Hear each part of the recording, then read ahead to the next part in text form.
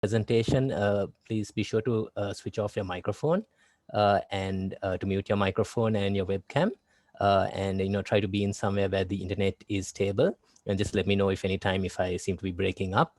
I can then maybe switch off the video if that sort of improves things, and try to be in a place where the background noise is minimal.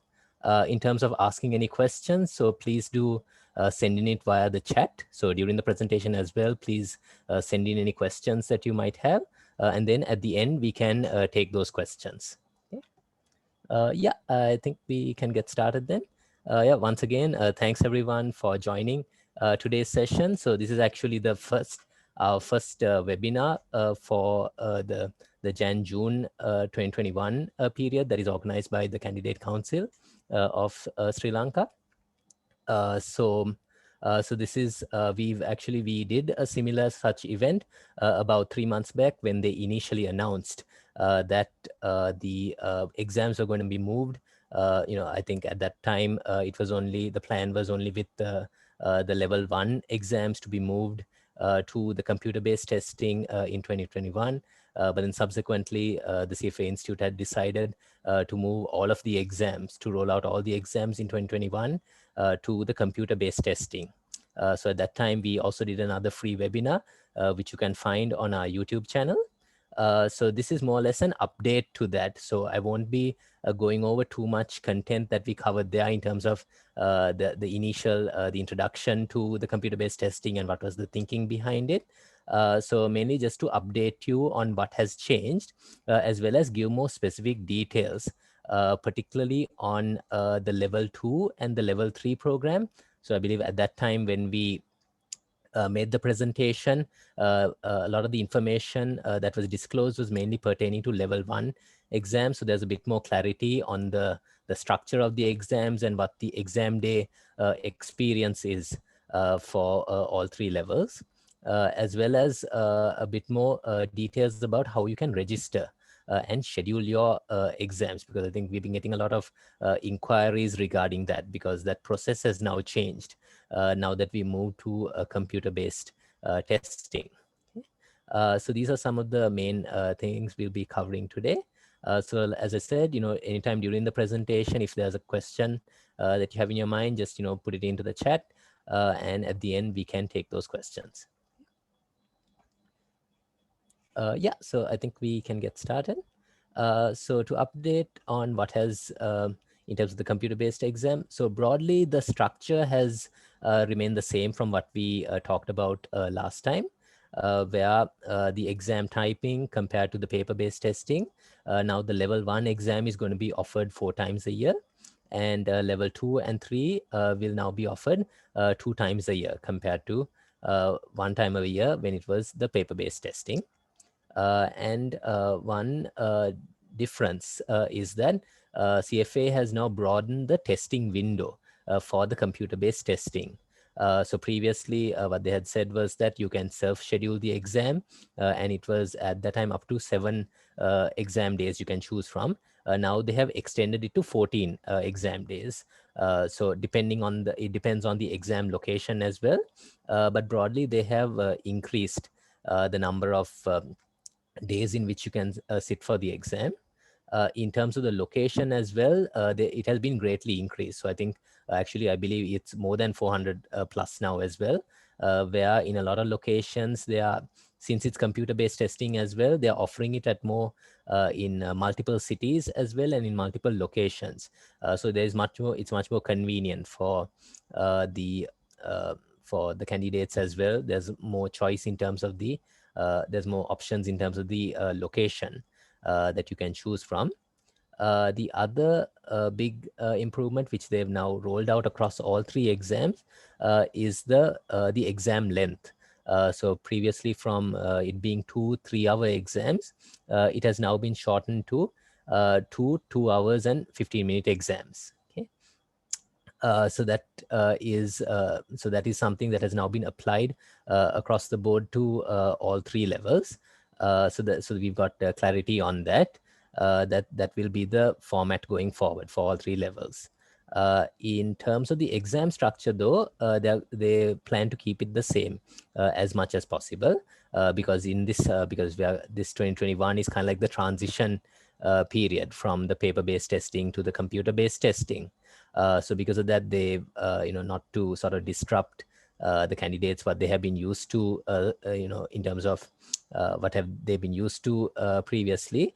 They've tried to keep the exam structure as similar as possible to the paper-based testing during this transition period. But later on, they do plan to change it as well, because now that it's going to be done in a computer-based, like an online format, there's much more different ways that you can also now test it compared to just writing answers on a paper.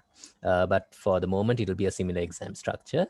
And coupled with this also is that the syllabus has also been frozen for 2021 as well. So it's the same syllabus that was there for 2020. There's no update to that while this transition is going on.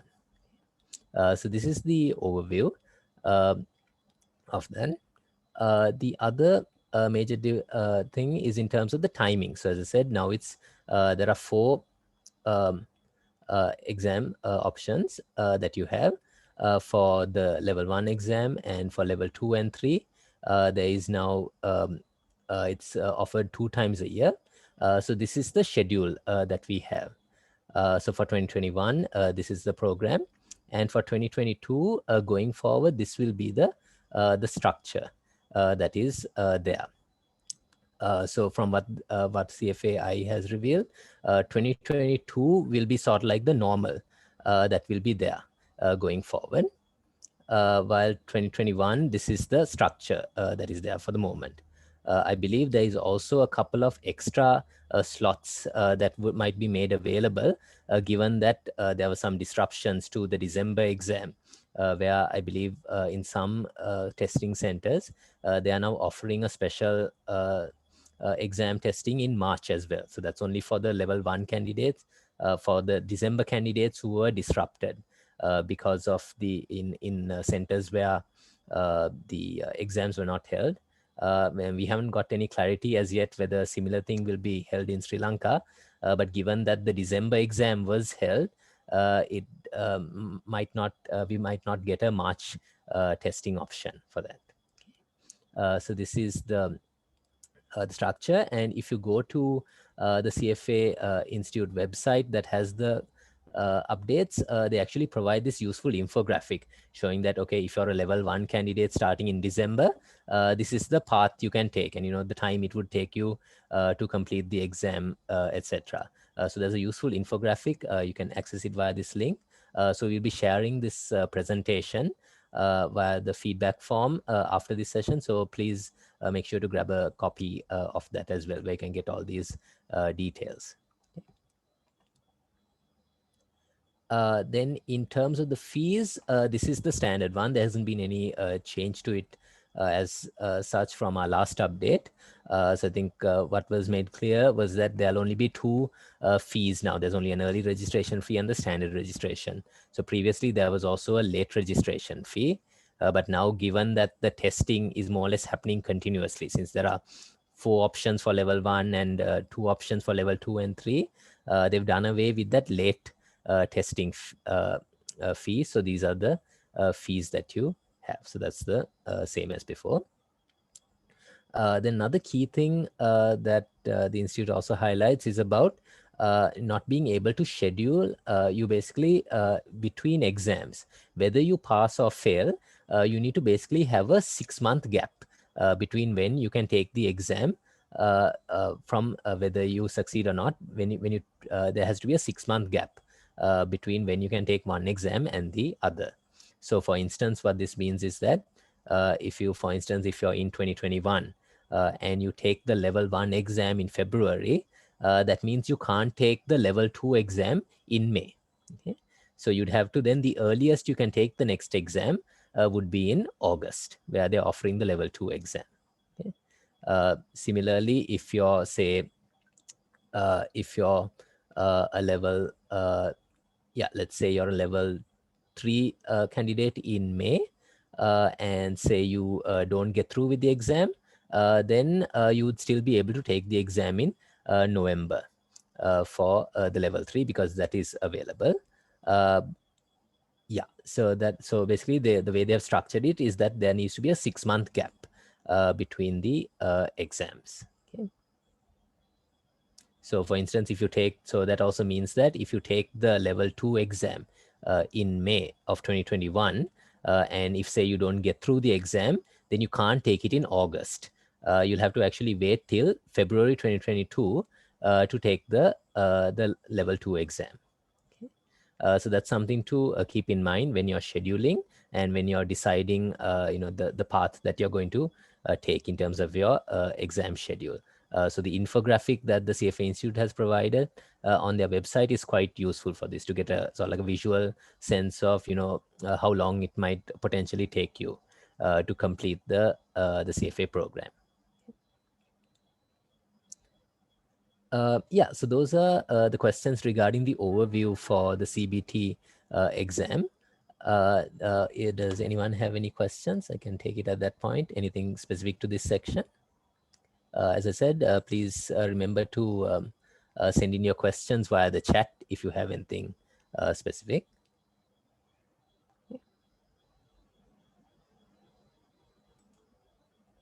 Yeah, so if there's no questions on that, I think we can move on to the next part, which is on the exam structure. So I think when we did this update last, I think there was only mainly clarity was given with regard to the level 1 exam and the specifics in terms of the exam format and the changes. But now we have much more clarity with regard to the level 2 and level 3 exams. So with the exam structure, this is what is changing in terms of from the paper-based to the computer-based. So overall, as the hours allocated to the exams has reduced, that means that proportionately they have reduced the number of questions as well. So level 1 from 240 questions in total, now it's coming down to 180 questions. Okay, and instead of 3 hours per previously in the paper base, it was 3 hours a morning and 3 hours a afternoon session. Now it's going to be 2 hours, 2 hours 15 minutes per session. So altogether, the testing part is going to be 4.5 hours of exams compared to 6 hours. So that's the big difference that has happened. And something that the CFA Institute wants to also strongly emphasize is that this does not mean that they have relaxed in terms of their testing policies or sort of like the difficulty of the exam, because all they've done is they've proportionately reduced the questions. So if you take the time allocated per question, it's pretty much the same. So in the case of level 1, under the paper-based exam, you had 1.5 minutes to answer each question. Same with the computer-based testing as well. You again have 1.5 minutes to answer each question. So in that aspect, it hasn't really changed in terms of the standard of the exam. So that's something they want to emphasize. And the reason why they have decided to go for this is because of the the studies that they have done, that there's basically sort of like a diminishing returns to doing a longer exam. So that's why they felt that this 2 hours 15 minutes seems to be the optimum testing time, and to get that same sense of the candidate's abilities. Okay, so that's something they want to emphasize strongly on. Then when it comes to the level 2 exams, also again, the length of each session is 2 hours and 15 minutes. So because of that, again, they have proportionately reduced the questions from 120 to 88. Since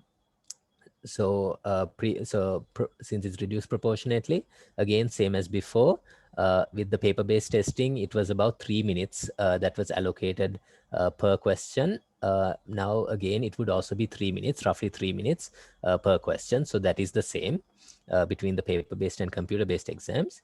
But now one difference or something they're going to make more use of is that so something that was a change that was done, I believe, last year was in the paper-based testing as well, was that for level 2 exams, previously each item set had a fixed length. of 6 questions each, because as you know, for the level 2 exam, it's basically like a case study type of questions where you have an item set, and under that there are a couple of subsection questions. So previously that the number of questions were fixed at 6. Okay. So that's why, because of that, because it was 6, they were able to therefore structure it so that all 10 modules are covered with 6 questions. So that means 6 into 10, you have 60 questions in the morning session, another 60 questions in the afternoon session. Okay. But the change that they made last year was they now vary the length of the number of questions in the item set. So previously it was um, fixed at 6. Now then they changed it to where it's varying from 4 to 6 questions. So that is something they'll be making use of a lot with the computer-based exams, because given that the number of questions have been reduced, if they had stuck to the 6 questions per item set, that would have been that the overall number of questions would have been less, in terms of the number of item sets would have been less. So because of that, they're making use of this flexibility of the number of questions that you can have in the item set more. So what that means is that you're more likely to see, the item sets, having 4 questions per item set, 4 questions, 5 questions per item set might be the more common thing that you would see, more than seeing 6 question item sets. Okay. Because they want to sort of make sure that the required number of item sets are still going to be there. So that's something to keep in mind with the level 2 exam, given this shift. Then with the level 3 as well, the item set part of the question is going to be the same as it was before. So they proportionately reduce those questions. So this would mean that it's going to be like roughly about 44 questions, given that the item set questions are just going to have, it's going to be in the second session that you're going to see the item set MCQ type questions. So similar to the paper-based structure as well.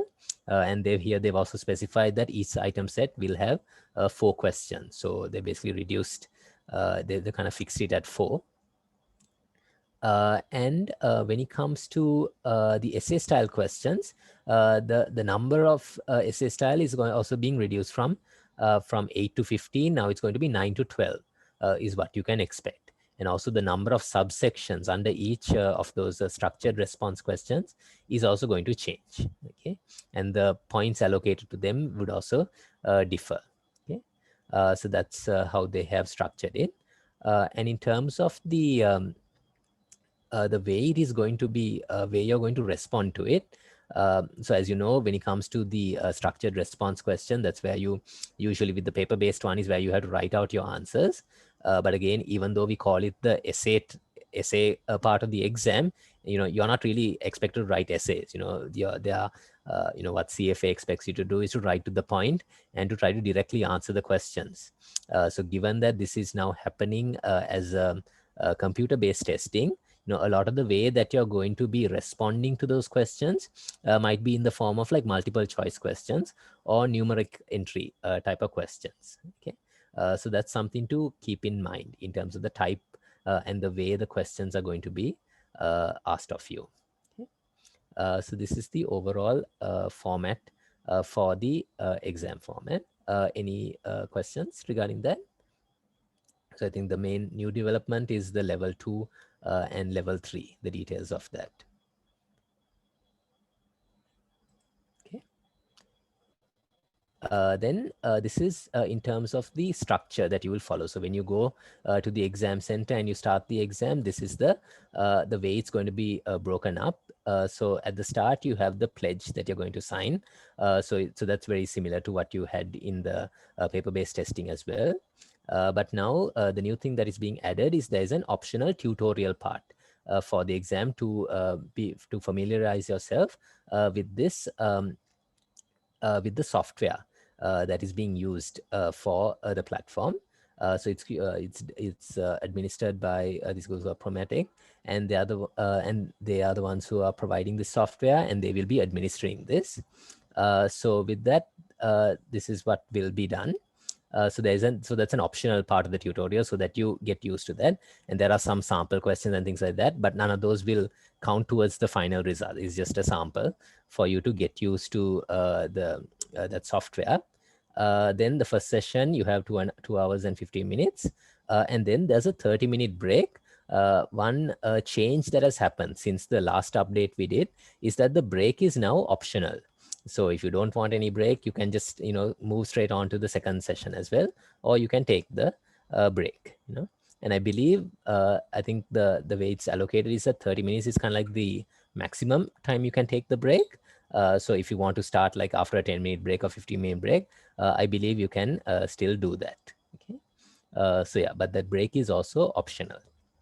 One. Then in terms of then you have the second session, and then there's also a survey on that. So overall, the total exam time is 4.5 hours, and the appointment time is going to be 5.5 hours. Okay, so compared to the previous paper-based exam, which would have been a 2-3 hour exam, so testing time is 6 hours, plus you have the 2-hour break in the lunch break in between. So from an 8-hour exam, it's now come down to overall 5.5 hours. Okay, so that's a difference that has happened. So a critical thing is that now that it's happening through an online platform, through computer-based testing, one important thing is to familiarize yourself with the software that is used. So as I said, it's being administered by this Prometric, are the ones who have created this platform for CFA. So if you go to these two links, you can get more details about that. And actually, there's like a tutorial that you can run, like a sample tutorial. So if you go to that, you can get a sense of what the testing platform looks like. So I think it might be useful for me to show this to you as well. So just let me load that up.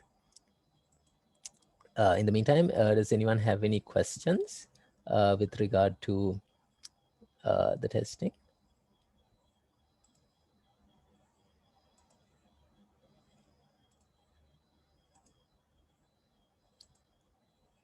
Okay.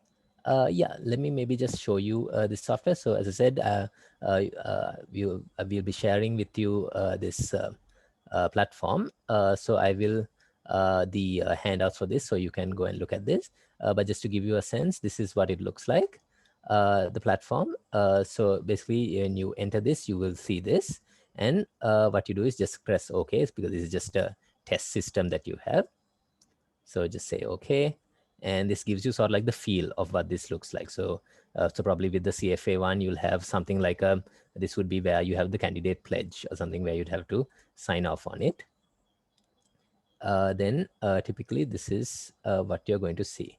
So first of all, there will be the tutorial that you can run through, where they will be taking you through the platform and showing you all the features of it. So you can just go through the tutorial and understand that, or you can skip it to take the test. So if I just show you what the test looks like. So once you launch the test, then you can see there's going to be a timer, and you can if it's like an MCQ one, you can select the one you want, and then maybe go to the next question, etc. You can select this, and I believe there will be a number of features in this where you can sort of like highlight the question, you can mark something. So one thing that is critical is that when you select a question, that is not the that doesn't mean you are submitting the question. There will be time at the end for you to submit the questions as part of the testing time. So you'll be able to, I believe, there are ways where you can check what are the questions you have attempted. You can like filter this to see which are the questions you have attempted, which ones you've not attempted, the ones that you can highlight, and there are, I believe, a number of functions on this. So just make sure that you familiarize yourself with this platform, and you are fully familiar with how you can use this. Okay. So that's just to give you a sense of what you can expect from that. So make sure to go through that carefully and get a sense of what to expect from the exam testing platform. Okay.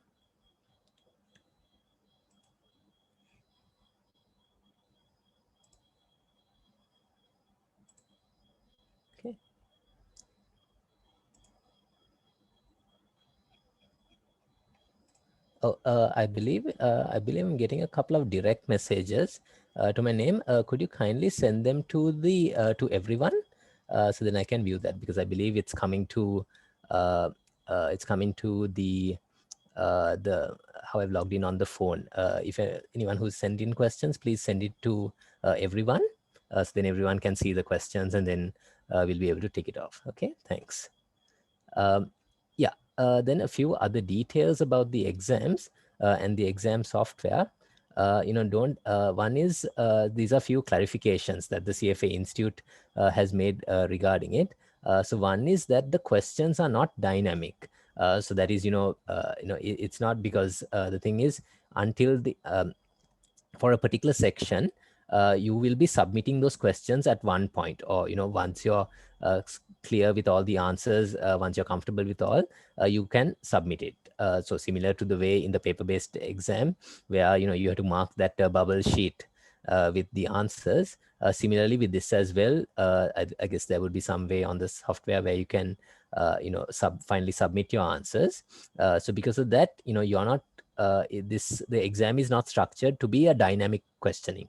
So what we mean by dynamic questioning is, if you answer the first question, correct, then the next question also you get it right, then therefore it, like, the software dynamically adapts where the questions become harder or something like that. It doesn't follow that sort of format. Okay, so there won't be it's not in a dynamic questioning format that the exam has been set up. So that's one clarification that the CFA Institute has provided. The other thing is about showing your workings in the structured response question. So this was also been a question with regard to this is for the level 3 exam, whether can you show your workings for it. So I believe what the CFA Institute has said is that, and even with the paper-based testing as well, the idea is that, what matters is that final response. If you do all the calculations and just submit that final answer, and the final answer is correct, you will get full marks for it. You don't need to show any workings. There's no requirement. So I mean, that is what is expected even with the paper-based testing as well. So because of that, you can then with this, I believe what you can do is, what they've said is that there would be options for you. If you want to show your workings and things like that, you would be able to submit them through when it comes to the structured response question. But I think the way they're sort of structuring it is that maybe most of the responses you give for that level 3 structured response question is maybe in the form of like an MCQ, or there's like a numerical entry that you need to make. Okay, and these are some details about the platform as well. So just just be familiar with that. So they're saying these are some of the features you can have on that. So be very familiar with it. Another key difference that has now happened, because they've reduced the number of questions, is that so previously, particularly with the level 1 and level 2 exams, the morning and afternoon sessions, they covered all 10 topics were covered in that, um, and in both the morning and the afternoon exam. But now, given the reduction in questions, this is how they said the topics are going to be structured. So so in the first session, it's only going to cover, these modules, and the second session, it's going to cover these topics. So that's something also might be useful in terms of your preparation, or thinking about sort of how you sort of structure yourself, and approaching the exam. This might be something useful to know, that what are the topics that are coming in the first session versus the second session. Okay, so this is some details regarding that. In terms of the topic weights, I think it's fairly similar, because they have frozen the syllabus for 2021.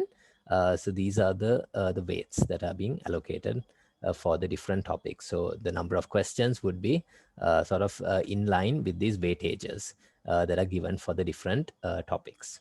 Okay. And finally, in terms of the exam resources that have been shared, these are so apart from the regular resources that you have that has been provided on the CFA Institute, and what you get with your login. Something that the CFA Institute also said is that you will be getting some sample mock exams, and these are the number of mocks you'll get for each level. And what they're saying is that they've tried to make it so that it's similar to what you would see in the so to give you that exam experience. So that's why so they're saying it won't be exactly like the software that you'll be using at the final exam, but they're trying to make it as similar as possible, and over time they hope to like improve on this as well. So that's definitely something to check out on.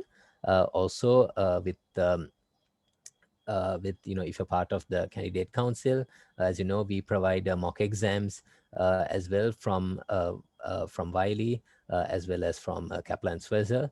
So do make use of those as well, just to get in as much practice as possible. So they are also like sort of adapted the way they are providing their testing as well to sort of for you to get used to the computer-based testing environment as well. So do make the maximum use of those opportunities as well for to practice the the sample exams and sample questions and mock exams as much as possible.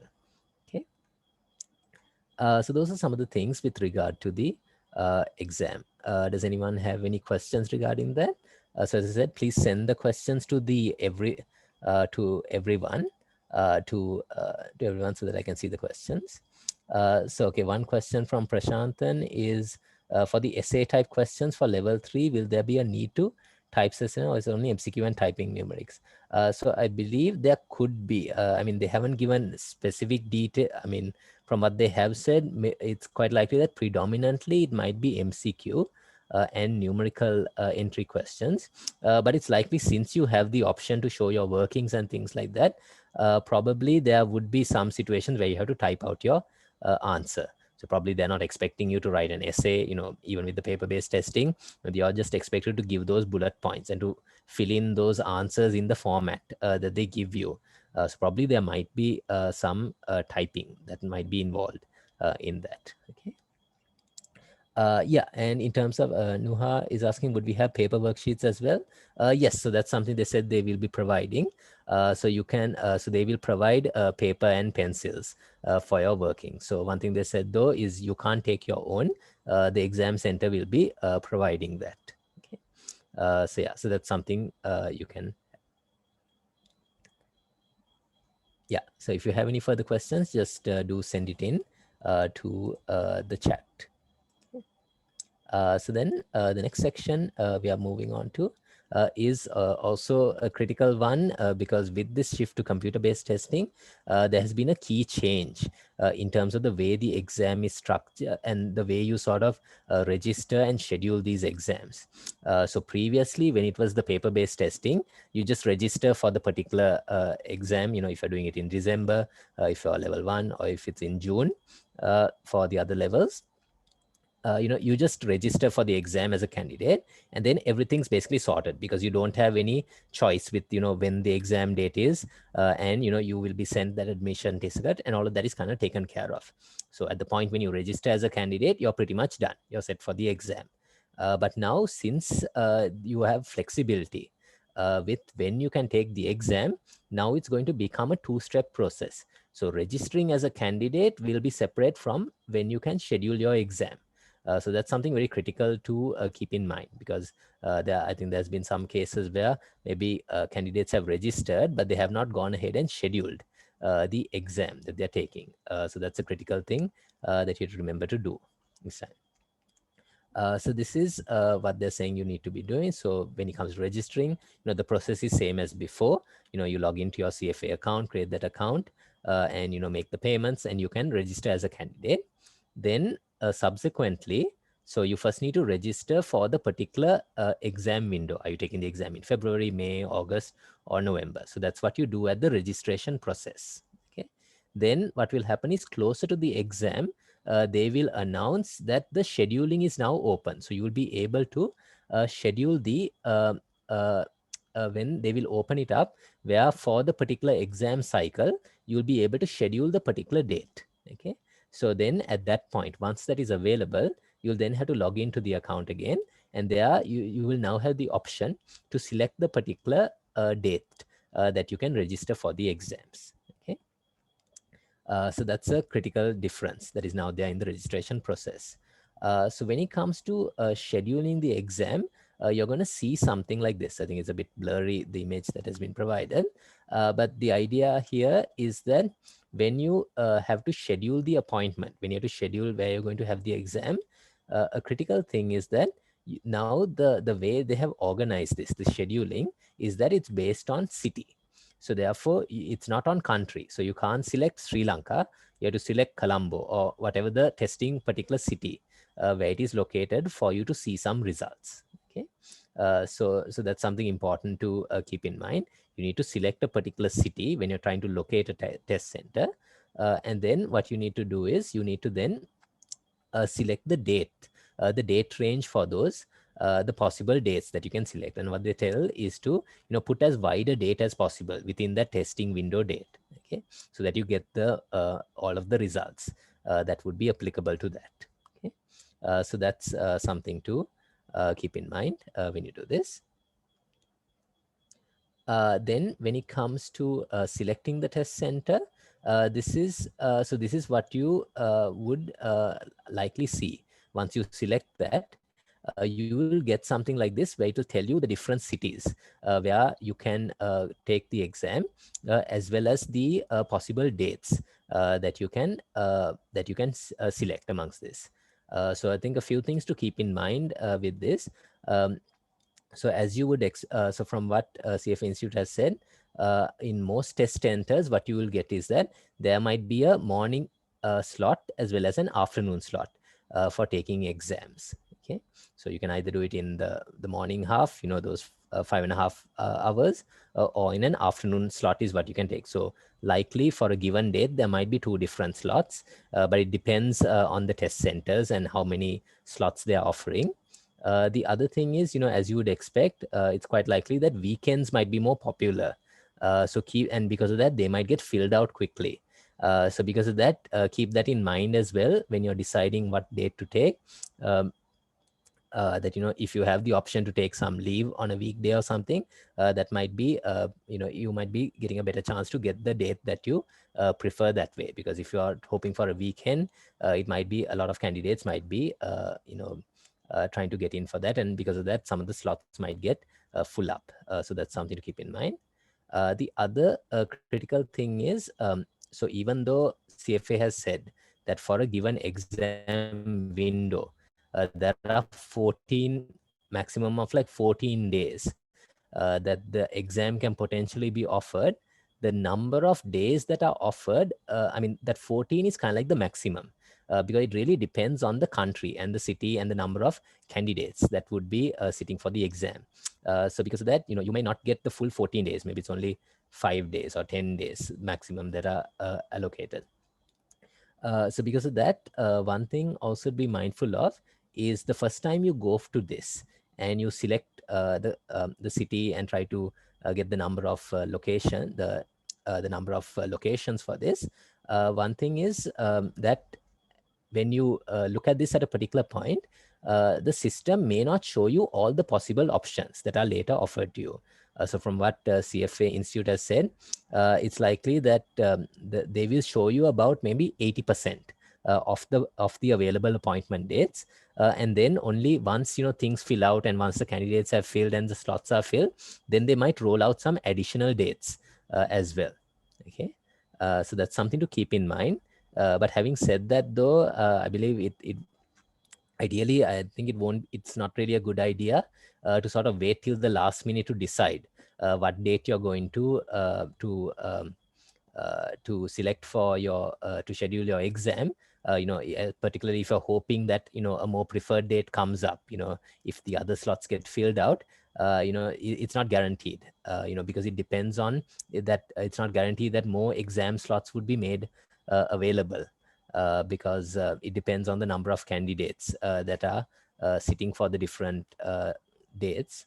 So because of that, when the registrations open, as much as possible, try to, based on the choice that is there, try to see what is the ideal date and go with that.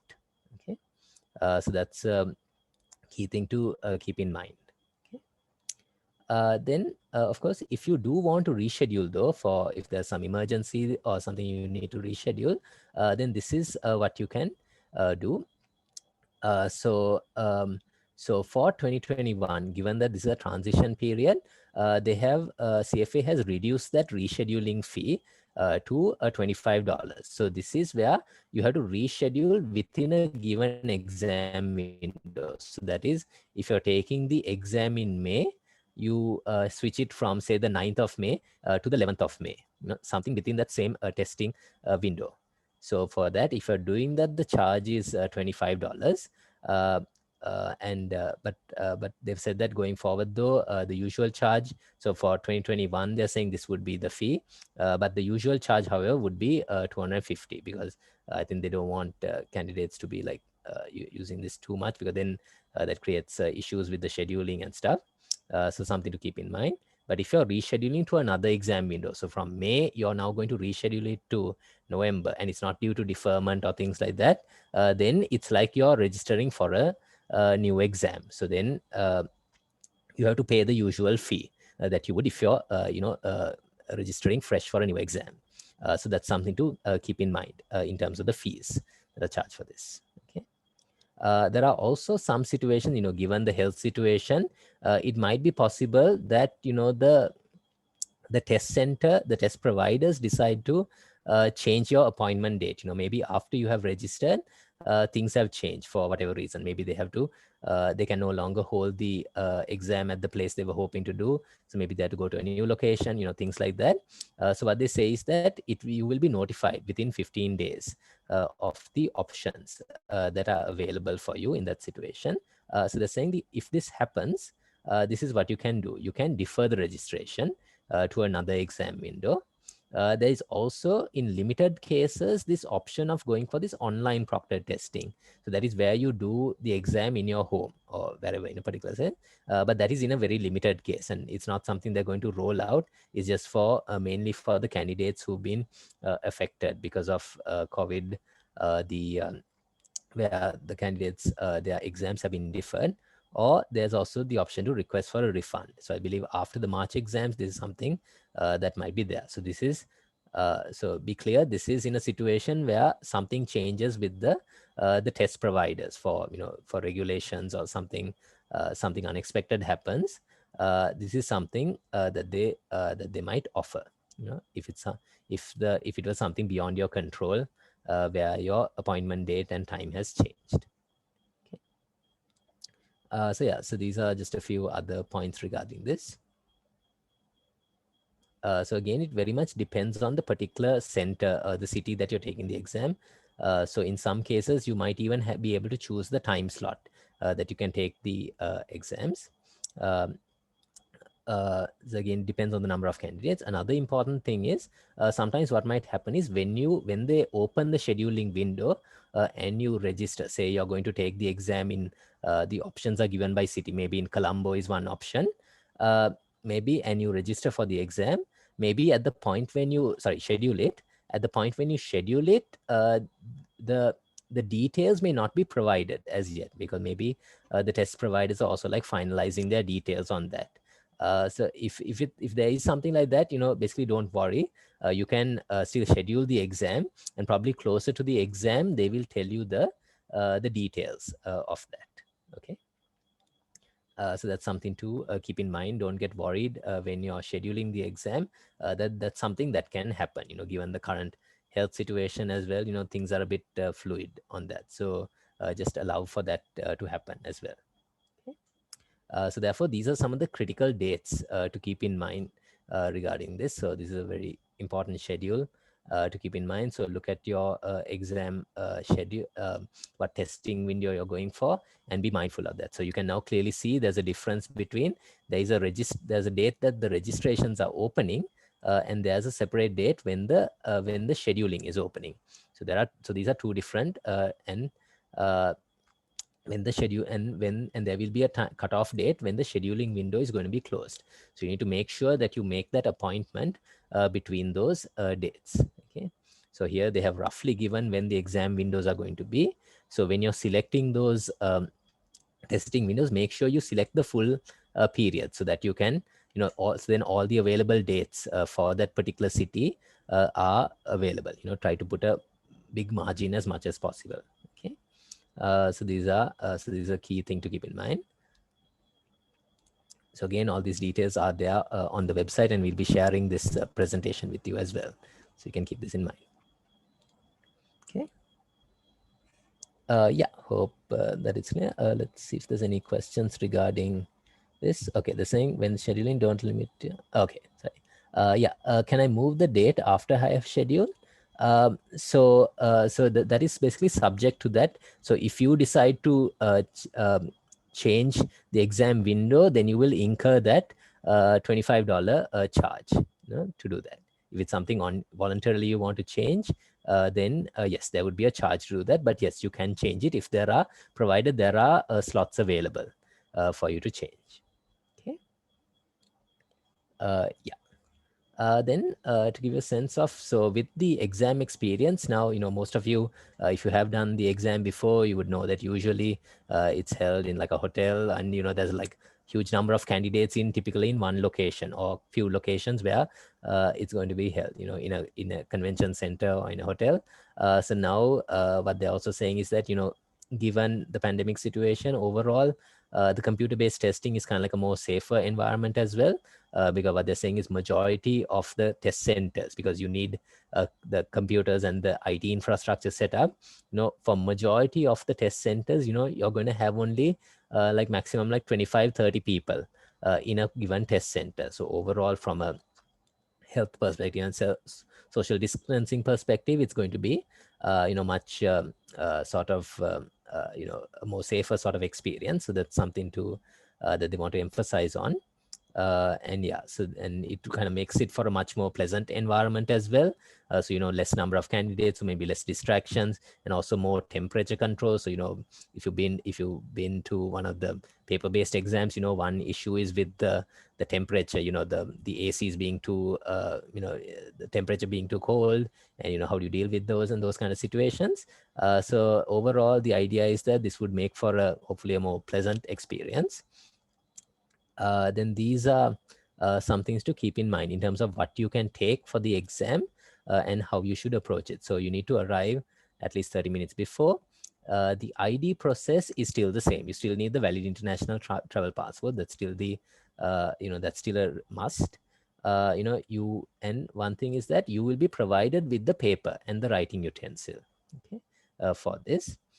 You can also bring the calculator. And for the moment, what the CFA Institute has said is, while they're transitioning to this computer-based testing, they don't want to sort of disrupt the candidates what they're used to in terms of approaching the exam. So because of that, the financial calculator will still be a must for answering particularly certain topics like the fixed income or the corporate finance topics.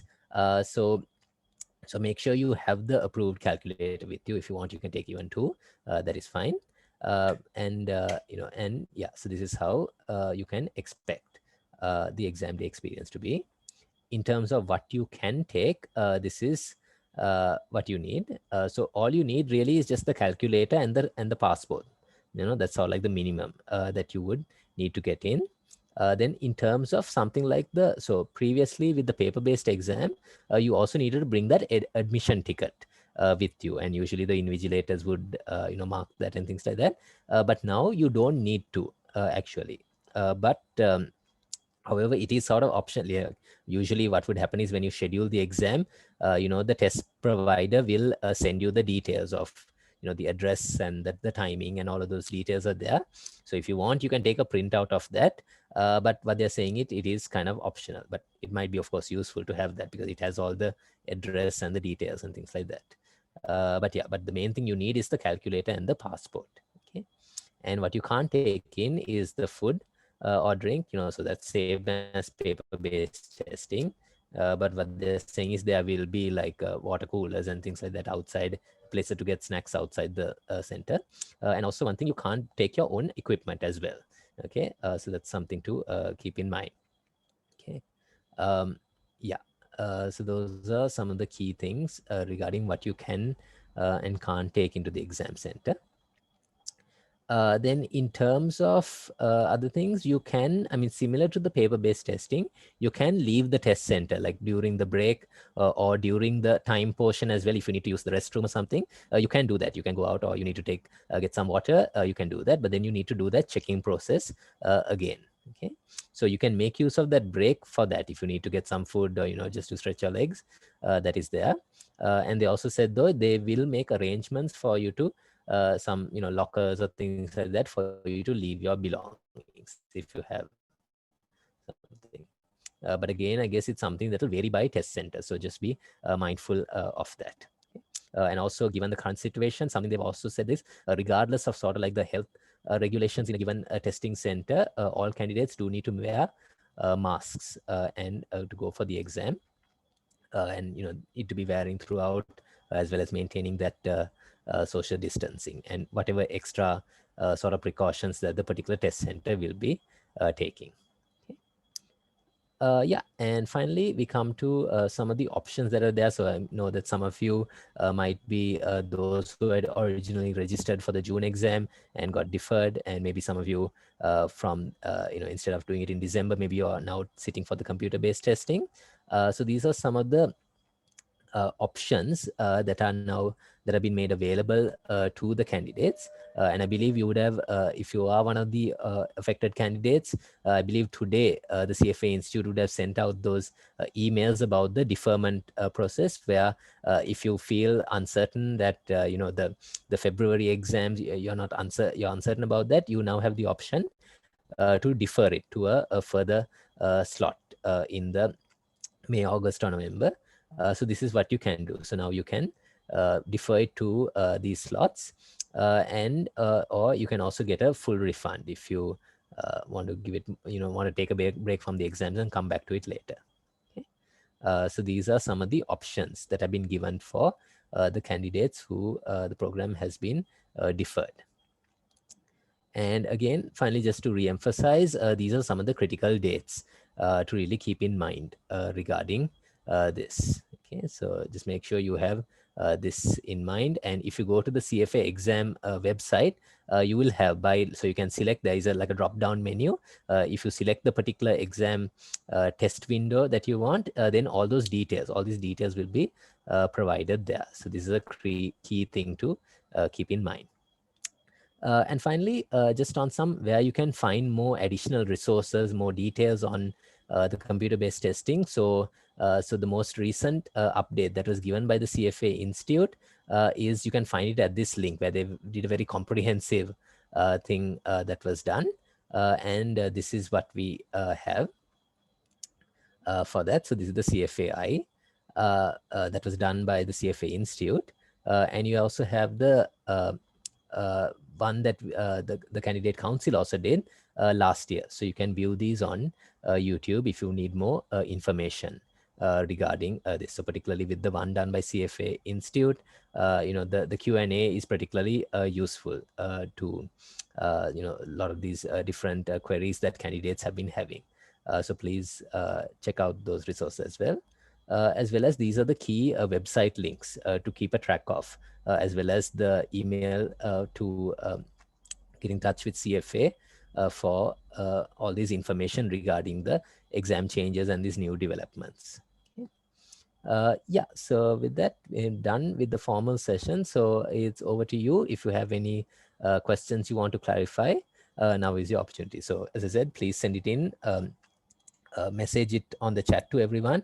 Also, if you feel free to unmute yourself if you want to ask a question directly as well. So yeah, so let me just see in terms of, are there any other questions that have come in?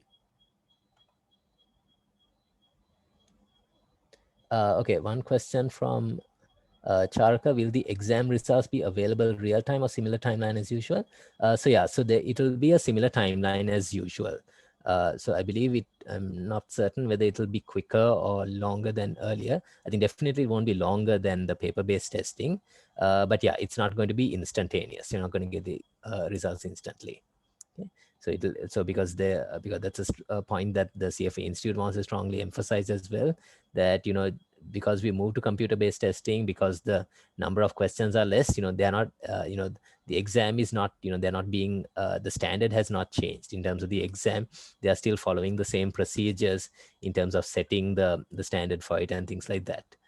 So therefore, that's something to keep in mind. Okay. Any other questions? In terms of the questions, will it be okay, this is from Umar. In terms of the questions, will it be the same for all the candidates, or will the questions be systematically selected from a larger pool?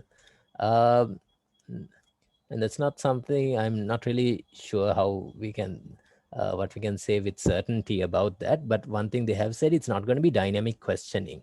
So of course, so it's possible that, for a given appointment date, if you're sitting for the level 1 exam on a given date, I mean, quite likely that everyone's going to be getting the same paper.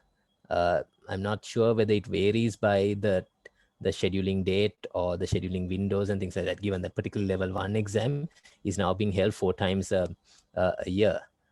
So I mean, there's no clarity on that. Um, yeah, so there's no like clarity on that that's provided for that. Okay, when they're saying, are the subjects divided into the 2 separate sections for both level 1 and 2, or just level 1? So that's something I'm not 100% clear on, but this was something that was spoken about in that the CFA Institute webinar, and the representative from CFA Institute said that this is how it will be divided. So it's quite likely that this would apply to the level 2 as well. Because previously with the paper-based exam, you got all 10 modules in both the morning and the afternoon session. Okay, so because of that, you won't be able to, so it's likely that for level 2 also they will follow a similar structure for this as well. Are practicing the past PBT exams for the exam. So Prashantan is saying, are practicing the past PBT exams for the essay type questions be useful for level 3, especially the writing questions? Yeah, I mean, I think in terms of the type of questions and the nature of the questions, I don't think that's going to change much. Maybe with the computer based testing, maybe you don't need to write as much, but still in terms of the type of, in terms of the subject material that is going to be covered in a question, I don't think that will be changed. Maybe they will ask it in a way, frame it in a way where you're responding more in an MCQ or in a numerical answer type of question. But I don't imagine the item sets, the type, the way that they're giving the item sets itself will change for the moment. But that is, of course, something they are exploring later on. So particularly with the calculator, where I believe some candidates have also been finding it difficult in the current situation to, find that financial calculator. So something, and now that they've moved to computer-based testing, now a new thing that can now be introduced since you're working on a computer, and to also make it more applicable to sort of like a, like a real life sort of work experience. I mean, something that the CFA Institute hopes to do is to move away from using that financial calculator, which, in a lot of settings, people don't really use it in their day-to-day work, towards maybe using like a spreadsheet type calculations that you'll have to make. But for the moment, since they don't want to, since this is the transition period, they want to keep the exam as close as possible to what candidates have seen in the past. Okay. So that's something to keep in mind.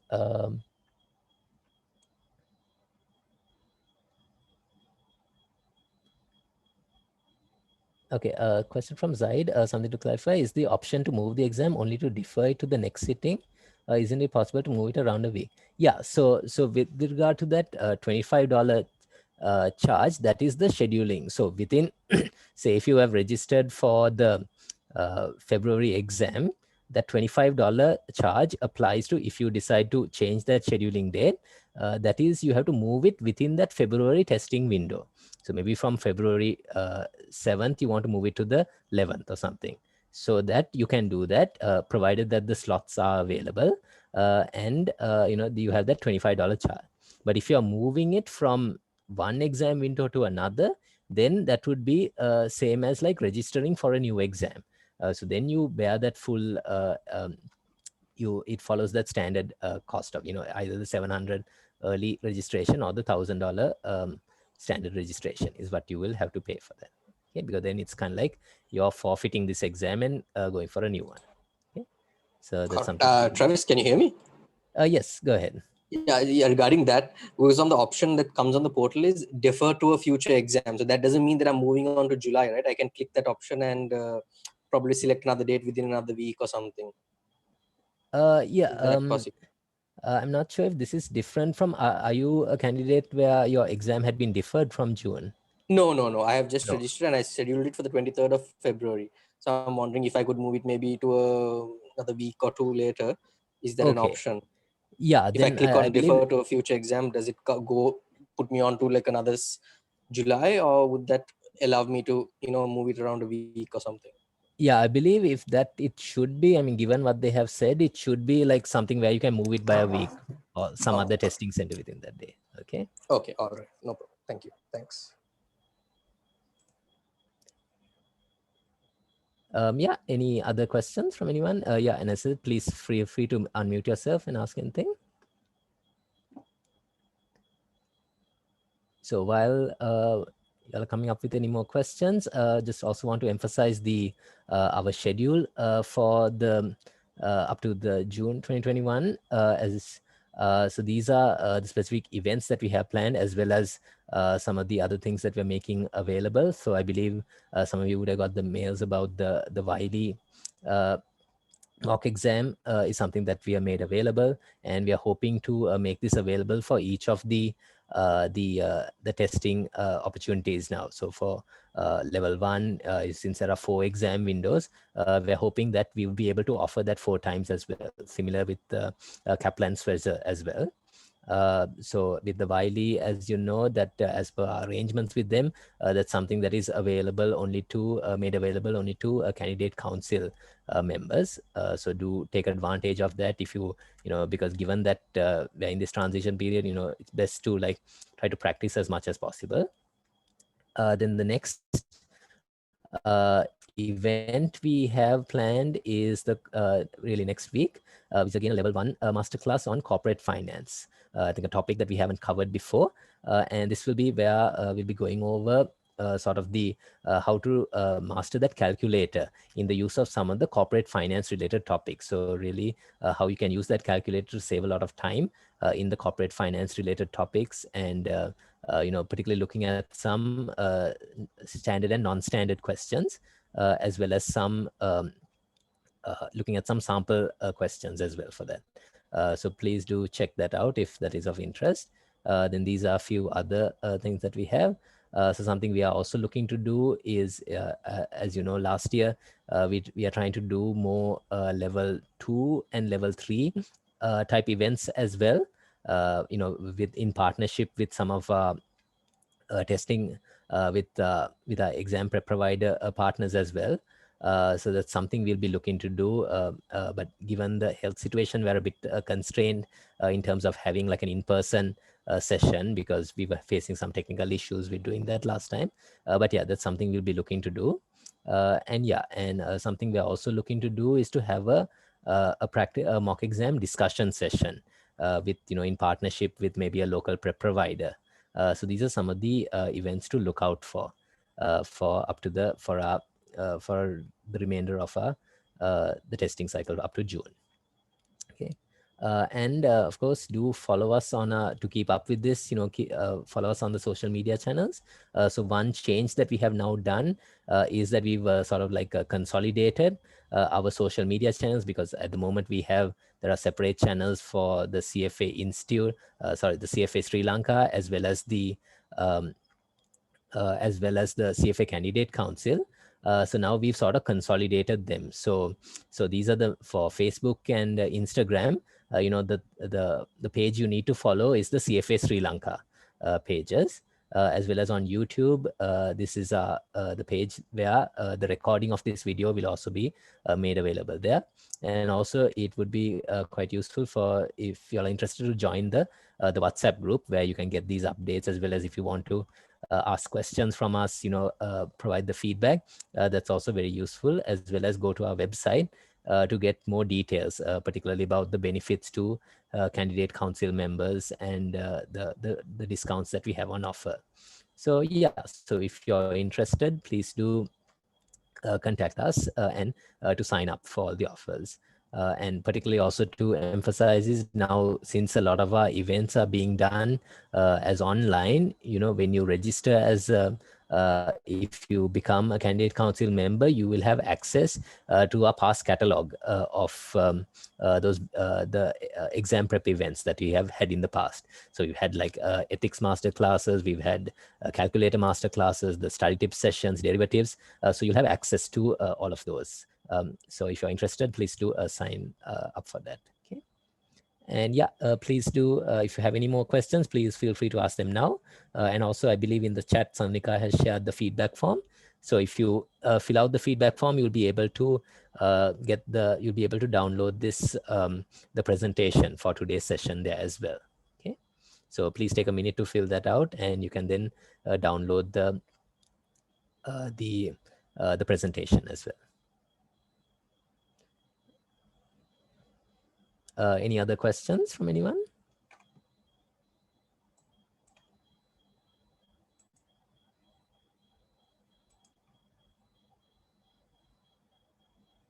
Yeah, I haven't seen any new questions. So yeah, so thanks everyone for joining, and please do fill in the feedback form. And I believe something has also shared the WhatsApp group details, so you can, if you want to be a part of that, also just join that group as well. Okay. Useful. And yeah, if you have any further questions, do message us on the WhatsApp group, or drop us an email or something, and we'll try to get back to you with the answers.